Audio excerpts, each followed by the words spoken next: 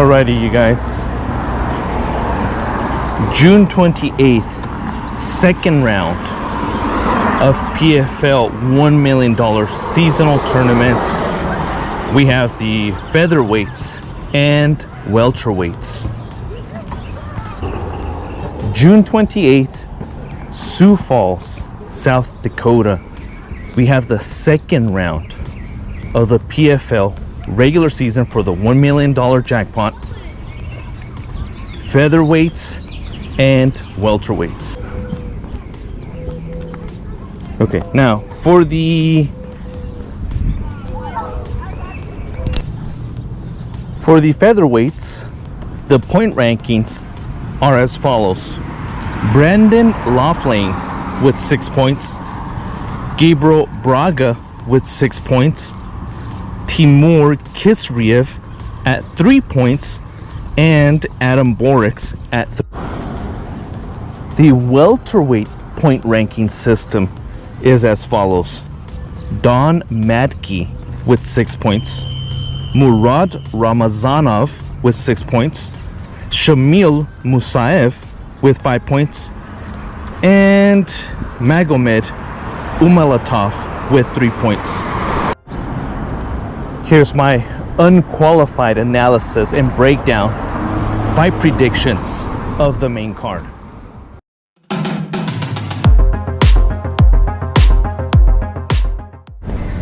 Starting us off in the main card, we have a featherweight bout between Braga and Bubba Jenkins. Braga's last fight was against Gonzalez, where he scored literally a last-second knockout in the first round. Although he did get a knockout, the whole first round consisted of him fighting off a takedown, trying to get back up, and having difficulty cutting off Gonzalez, since Gonzalez had really good lateral movement going from left to right, throwing shots and getting out of the way. Bubba Jenkins' last fight was against Kamaka, where he lost a unanimous decision. Jenkins is just huge. He's just this muscular dude at featherweights, such a compact fighter with a lot of explosive power. Arguably, if it wasn't for the fact that he got hurt in the third round, he possibly could have won a split decision or possibly even a unanimous decision against Kamaka.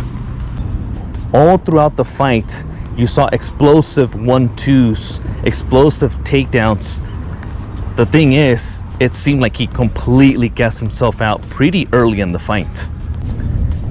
Jenkins is not a guy that's going to move laterally and have a lot of movement in his fights. He's more of a tank, a little stationary, a little flat-footed, and slowly but surely walks forward. This is good news for Braga, since he likes to trade, he likes to swing, he likes to knock out people. He at least will not have to deal with chasing down somebody. He's also coming in with a lot of motivation, a lot of tenacity due to his father's death. I see Braga being able to outlast Bubba Jenkins, winner by unanimous decision.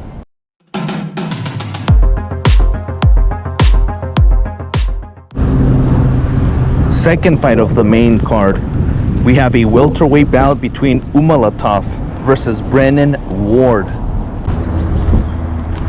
I can't say enough good things about Brennan Ward as far as being a fan-friendly fighter. Every single time I've seen this man fight, something happens. He's definitely not afraid to engage. He gets in there, he throws heavy leather. The guy's just a fun fighter. However, in his last fight against Madke, he was able to do a beautiful hip toss, an explosive hip toss. Still, shortly after that, Madke was able to stand back up, take him down, and submit him with ease. Seeing that a strong wrestler was able to dominate him and finish him quickly, he's going up against Umalatov, who last fought against Koroshev and won by unanimous decision.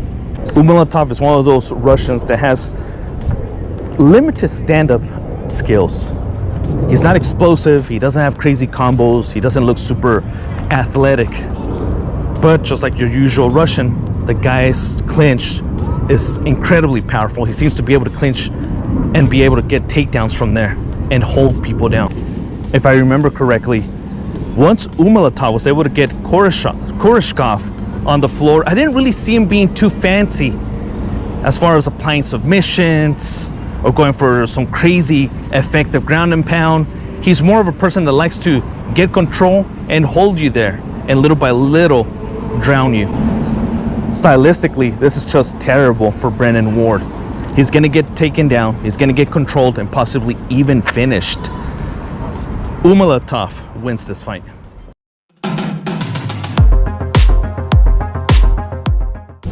Third fight of our main card, we have a welterweight bout between Logan Storley and Laureano Staropoli. Staropoli's first fight ended in a first round loss submission to Ramazanov. I understand that he's known as a striker, but he wasn't even able to showcase that. Like I said, I mean, it was a fairly easy win for Ramazanov, and we'll see what Storley brings to the table here. Logan Storley, on the other hand, comes in with a lot of hype from Bellator, has a win over MVP. However, his last fight against Musaev did not end well. Although I can see his fundamentals are good, his stance is good, his pressure is good, I see a good complete fighter. He suffered probably the worst knockout that I've seen so far this year. I mean, let's just take a look at that finish together.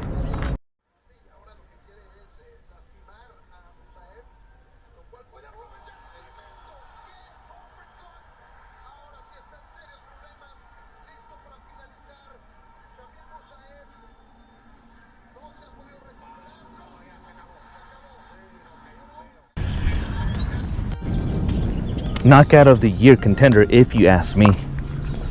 And it's just not the fact that he got knocked out in the second round. In the first round, he was hurt. He was stumbling and sliding all over the end of the first round. It just did not look good. Definitely wasn't a good debut for Logan Storley. Lucky for the hometown South Dakota man, Logan Storley, this is a matchup that he can definitely win. I can see how his stand-up and his pressure to push forward to get takedowns will get to Staropoulos. Once he gets the takedown, and he will get the takedown, I just don't see what Staropoulos can do. Storley will work him into a position where he will get a choke. I see Storley finishing by submission round 2 or 3.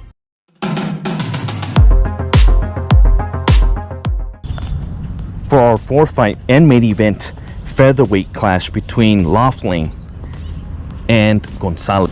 Brendan Laughlin is coming in pretty hot, looking pretty good, and has notable wins over the likes of Marlon Moraes and Bubba Jenkins. In his last fight against Carvalho, although he did win in the first round, TKO, had dropped and hurt Carvalho. It ended in a controversy, a bit of a controversy.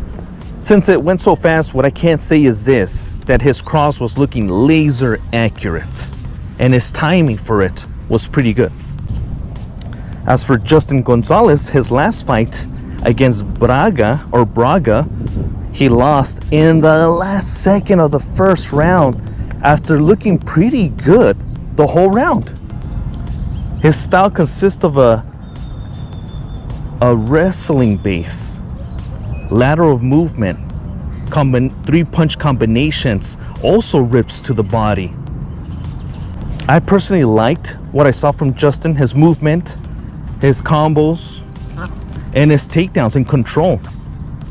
This is an interesting matchup because I see a style like Gonzalez as being able to give Laughlin a lot of problems.